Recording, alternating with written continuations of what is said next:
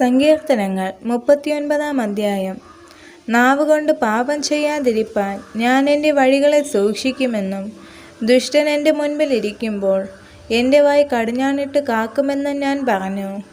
ഞാൻ ഉരിയാടാതെ ഊമനായിരുന്നു, നന്മയും ഗണ്യമാക്കാതെ മൗനമായിരുന്നു.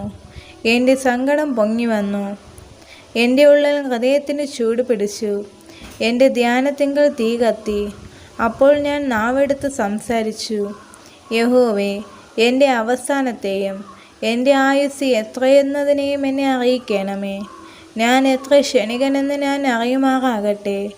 ഇതാ, നീ എൻ്റെ നാളുകളെ 4 വിരൽ നീളമാക്കിയിരിക്കുന്നു. എൻ്റെ ആയുസ്സ് നിൻ്റെ മുമ്പാകെ ഏതുമില്ലാത്തതുപോലെ ഇരിക്കുന്നു.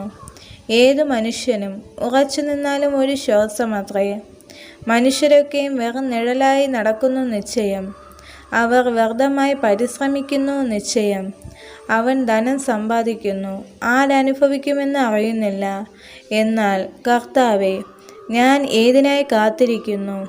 എൻ്റെ പ്രത്യാശ നിങ്കൽ വച്ചിരിക്കുന്നു. എൻ്റെ സകല ലംഘനങ്ങളിൽ നിന്നും എന്നെ വിടുവിക്കണമേ.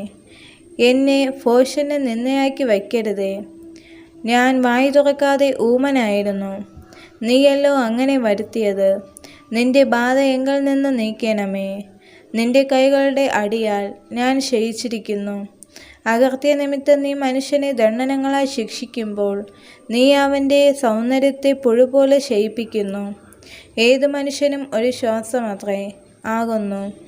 യഹോവേ, എൻ്റെ പ്രാർത്ഥന കേട്ട് എൻ്റെ അപേക്ഷ ചെവികൊള്ളണമേ. എൻ്റെ കണ്ണുനീർ കണ്ട് മിണ്ടാതിരിക്കരുതേ.